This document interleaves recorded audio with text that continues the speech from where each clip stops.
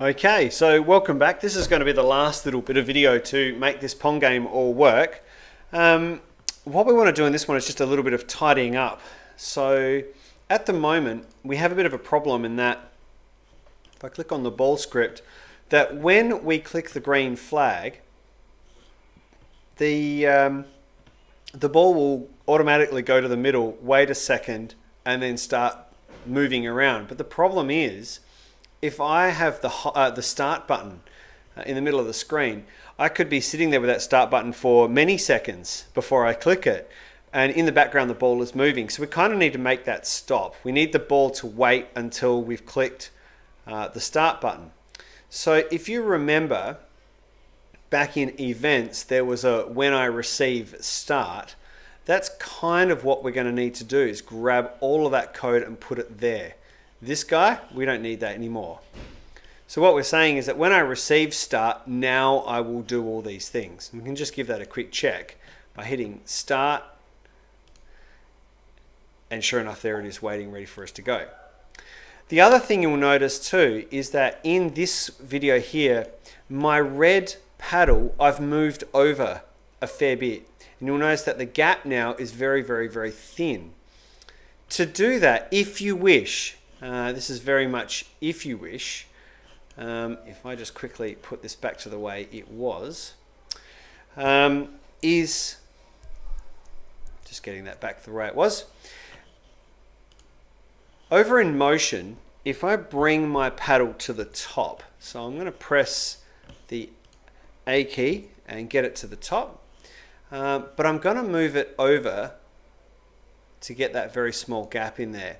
And you'll notice that this glide coordinates have changed. It's pretty much redoing what we did before. I'm going to get rid of that bit of code and bring in the new one. Then I'll drag it down to the bottom and get rid of the bottom bit of code and put in the new one. And check my X coordinates, 207, 208, just make sure they are the same. 207. It doesn't matter which one it is. I don't need these anymore. Same with the green. So I'll bring it to the top. I can get rid of that bit of code, get rid of that bit of code, move it over. So there's only a slight gap, and that's for the up. And then bring it down to the bottom, and that's for the down. And just check the X coordinate, 227, 228, 227. So now my paddles are sitting slightly on top of what is the scoring panel behind. It doesn't matter that it's sitting on top of it, and the ball, look, the ball may still get caught in there somehow. It does happen, but that's just the nature of it. So that's pretty much it. I now have myself a functioning game of Pong. There are a couple of challenges that you might want to take on board. Things like when you get to a certain score, does something happen? Like, do the paddles get smaller? Does the ball get faster? And how can you do that?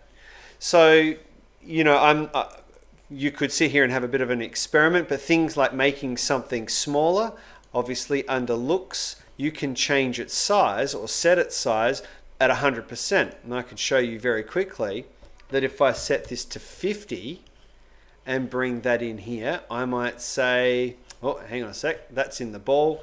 When I receive start, I'm going to make my ball half the size. Just check it out, see what happens. Sure enough, there's the ball and it looks small. So you can have a little bit of a play around with it, but what one big challenge would be is to say, if you get to a certain point or a certain number of points in your score, does something happen to basically level up? It's a bit of a challenge, but if you're up for it, have a go.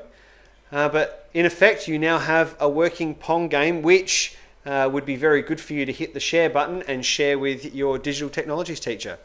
I hope you've learnt something new and found it useful, and good luck.